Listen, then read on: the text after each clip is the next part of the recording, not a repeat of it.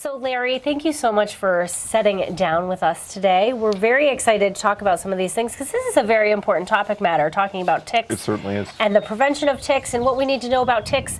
So let's start first. There really is, you were telling me, there really is no time. A tick season is all year round. So Exactly. From January to December. Exactly. That's how I answer that question. Larry, when's tick season? Well, it starts in January, ends in December, picks up again in January. So anytime you get temperatures above freezing and a break in snow cover, you're going to have tick activity. And you see that in the data. There are cases of Lyme disease each and every month. But as we were talking about earlier, the summer months is when that thing really peaks. Why does it peak in the summer? Sure. It's due to the stage of the tick that's out here now. From last fall till late spring, we had the adult stage ticks out here. And they're larger and more easy to see. What came out a couple weeks ago is the nymph stage of the deer tick. And they're about the size of a poppy seed. So even if you're doing your tick checks and things like that, that thing can elude you. And that stage of the tick is responsible for 85% of all tick-borne illnesses. Wow, that's a lot. It is. That's a huge chunk. And they'll be with us until early August. Wow. So let's talk about prevention, because I think that's the #1 way that we can prevent or help prevent a tick-borne illness. Absolutely. Is prevention. So let's talk about what are the best ways to prevent getting a tick bite. I don't recommend staying away from tick habitat, which we're surrounded by. I mean, you got to enjoy the outdoors. I mean, Cape Cod's a beautiful place to recreate and spend time. The #1 tool in my box of protection is the use of permethrin-treated clothing and mission-critical treating footwear. And treating footwear is important because that nymph stage tick is down in a leaf litter. So the first place they attach to are your shoes. And what I found in doing my initial research with this product 6 years ago is that if you put a tick on a permethrin treated fabric surface for 60 seconds and then move it to something clean, on average that tick will be dead in 9 minutes. Really? And since I've been doing this protocol, I've not got a single tick bite in 6 years. Wow. Knock on wood. Wow. Where can you purchase this? So you said permethrin treated clothing. So you can actually buy clothing treated with this. Can you buy a spray and treat clothing yourself? Yes, you can skin this cat 3 different ways. Okay. All right, so you can go buy product and treat your clothing. I treat my footwear about every 3 or 4 weeks, and if you treat your pants and socks, it'll stay active through 6 washings or 45 days, whatever comes first. Biggest problem I had 6 years ago was finding the product on the Cape. Only Eastern Mountain Sports had it. And so I met with all the major garden centers on the Cape and convinced them to stock this product. And according to the store managers, product is flying off the shelf, which is really good. The word is getting out there. When would we need to worry about using that type of treatment for our clothing? So let's say, in what situations? I mean, just if we're going hiking, do we need to worry about it at the beach? What kind of areas should we be concerned with? Yeah, don't worry about the beach. And actually, let's not lose the pre-treated clothing thing. We'll just park that right here for a second. Research in Connecticut demonstrated that 2/3 of the people that were sending them ticks for identification got that tick from their own backyard. So ticks and gardening go hand in hand. It's not just going hiking in Nickerson State Park, which certainly there's plenty of ticks there, but there's plenty of ticks all over the Cape, quite frankly. And we've monitored infection rates. Now we're up to 5 different pathogens. So I wear permethrin treated clothing basically year round. And when you're outside? I just wear it. That's what I wear. Wow. Good to know. Treat that clothing. We can probably get it at garden centers around the Cape. Let's talk about the different kinds of tick-borne illnesses that there are, because there are some newer tick-borne illnesses. Absolutely. So we have babesiosis, Lyme disease. What else do we have to worry about? All right, we're up to 5 different pathogens that these deer ticks can carry. So Lyme is #1 by far and away, But we have babesiosis and anaplasmosis, which are both on the increase, and over 50% of the cases of those occur in southeastern Massachusetts, and they can be quite serious. Several years ago, we were told that there were cases of relapsing fever on the Cape. So we surveyed the tick populations, and yeah, we found it in about 2 to 4% of the ticks on the Cape. So it's out there. It's probably going to follow the same pattern of these other emerging diseases, kind of starting out in Cape Cod, and it's going to radiate outward. And then last year we did surveillance for the newest one, Powassan virus. And in our surveillance work, in collaboration with UMass Amherst, the tick testing laboratory, we found Powassan infected ticks from Falmouth all the way out to Truro. So it tells us a couple things. One is it's probably been here for thousands and thousands of years. It's just flown under the medical radar screen, okay? And the other thing is, when we looked at the infection rates, which were in some cases fairly high, like 10%, it tells us that we have to look at this thing a little bit like West Nile virus. A number of people can be exposed to it and be completely asymptomatic, but in rare instances where it goes into neuroinvasive, that's when things get very dicey. It'll land you in the hospital. It's fatal in about 10% of the cases, and if you survive it, because you can't treat it, it's a virus, people that live through this end up with permanent neurological damage. So it's something we want to make people aware of. There's an exposure risk, but in our eyes, based on the data and the number of cases that actually occur, that risk exposure is fairly low. Okay, so it's kind of like getting hit by lightning. Most people are not going to get hit by lightning in their lifetime, but there are some few individuals where that will happen with a really bad outcome. So let's talk about what to do if you find a tick. So if you come back from a hike with your kids, you're checking your kids, someone has a tick. How do you remove that tick first? Sure, you just brought up an interesting point. Kids, checking your kids. An important fact for people to understand is that kids age 5 to 9 have the highest incidence rate of Lyme disease in the state. So we as parents, whatever we've been doing up to this point in time is not working, okay? So we've got to rethink the game plan, really consider permethrin-treated clothing and footwear, which has a huge safety margin, so parents really shouldn't worry about putting their kids in treated clothing. If you do find a tick on you, first, proper removal. You don't do the Vaseline thing or the dish detergent or the flaming match trick. I'm not sure whoever invented that, but dispense with all of those. It's pointy tweezers. That is the tool, not big fat tweezers, because if you crush that tick, you just might get a very nasty infection, okay? And so pointy tweezers, you just grab that tick by the head as close to your skin as you can get, and just gently pry up, and a little pressure, because the mouth parts on a tick have recurved barbs like fish hooks. That's why they seem like they're really stuck in there. So it will pop. And I tell people, save the tick. Save the tick. Don't flush it or throw it away, because now you have something that you can get some information on. We're recommending people send a tick to college. Basically send it to the Laboratory of Medical Zoology at UMass Amherst for testing. And once they receive the tick, you're going to get your report in 3 business days, guaranteed. Wow. And unlike the human blood tests for things like Lyme disease, this is 99.99% accurate, okay? So here's what it can do for you.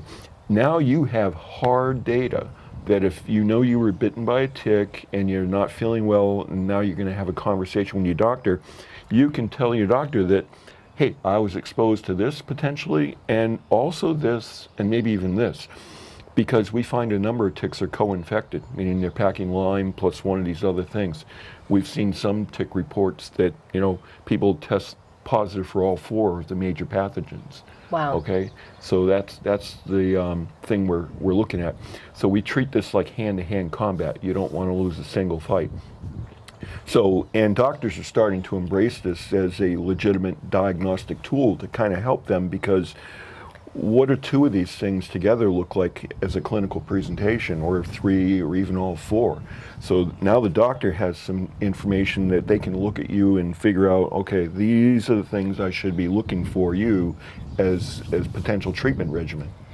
Great advice. So this is happening at UMass, so you could actually send it to UMass. What is the cost to have a tick tested like this? It's like a tongue twister.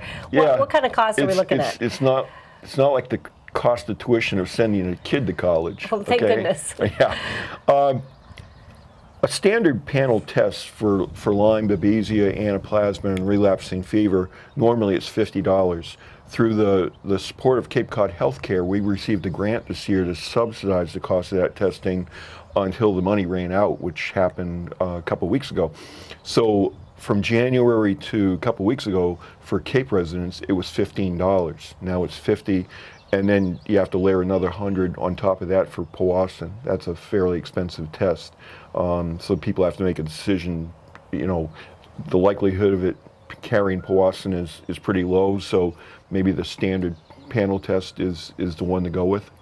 But like you said, they could have comorbid diseases, so maybe getting that test, the first test that's not quite as expensive, would be good initially. Oh, absolutely, absolutely. I think it's, even at $50, I mean, the 15, that was basically for the price of a pizza. You're getting some really good data. Right. Now for $50, you're still getting some very useful data that you otherwise, the doctors would be guessing at you. What kinds of ticks are there in our area and that we need to worry about? Sure, and that's a good point. We have now 3 species of ticks that are on our radar screen.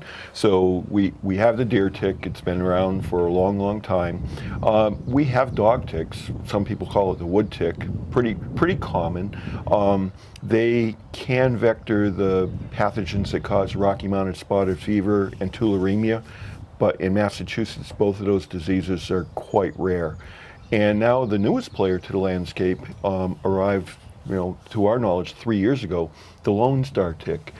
And this is a very, very different beast. So we found the first established population a few miles from here at Sandy Neck Beach Park in West Barnstable.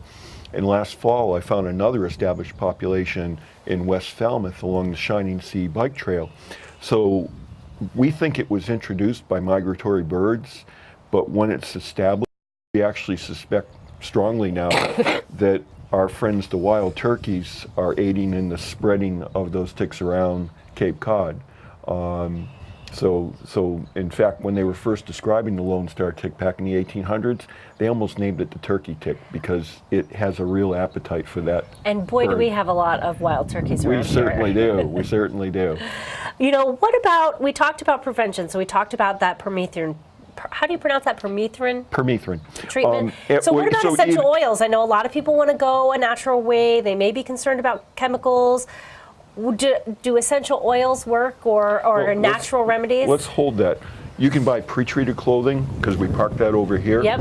So you can go to insectshield.com and the pre-treated clothing keeps its activity through 70 washings, basically the life of the garment. And the third way you can skin that cat is you can send your clothes to Insect Shield. They'll treat them, send them back to you with the 70 washings claim. Essential oils, the all-natural school of tick management. I try and talk a lot of people out of those products. There's a huge difference between the all-natural products and things like DEET or alternatives like picaridin and things like that. DEET and picaridin, oil of lemon eucalyptus, those are all EPA registered. If it says on the label, repels ticks and mosquitoes for 8 hours, there are data on file at EPA to support that claim. These all-natural products they're registration exempt, meaning they don't have to provide one shred of data to prove they work at all. And so I tell parents quite bluntly that if you're relying upon those products, it seems like it's the best of both worlds, you're dodging bullets. You are dodging bullets. The other thing in doing research on these all-natural ingredients, I found a number of them are known human allergens, and there are documented cases of those formulations interacting negatively with sunscreens. So I tell people to wave off because the stakes are so high with this. Right, you really want to prevent that tick bite because, you know, as we know, it can really, even one tick bite can be, can get you in trouble. One bite can change your life. Yeah. That's our message. Very, very true. So this is actually, Barnstable County has this outreach program. Are there many other outreach programs like this in the state or in the country? There are some in other parts of the country, but in the state, Barnstable County is unique. We're the only ones that have an aggressive outreach program, which is unfortunate. And the interesting thing is that Harvard School of Medicine contacted me several months ago, and they were looking at data trends in the state for things like Lyme.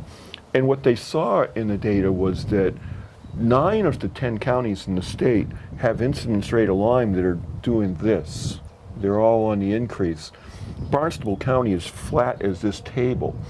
And so they were probing around wondering what's different here. Then they found out about what we're doing here on the Cape. We are holding our own. And that's what's different, is that we have someone here like yourself that's spreading the message that you need to be vigilant, you need to check for ticks, you need to have those ticks tested, and you need to use a permethrin spray or treated clothing to prevent those tick bites. Sure, and I'm one part of the whole outreach equation.